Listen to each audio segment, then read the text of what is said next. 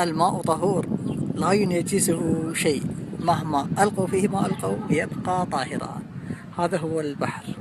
وأنت مهما قالوا عنك ما قالوا، ومهما ألقوا عليك من تهم ومن كلمات، تبقى طاهرا لا يضرك ما قالوا.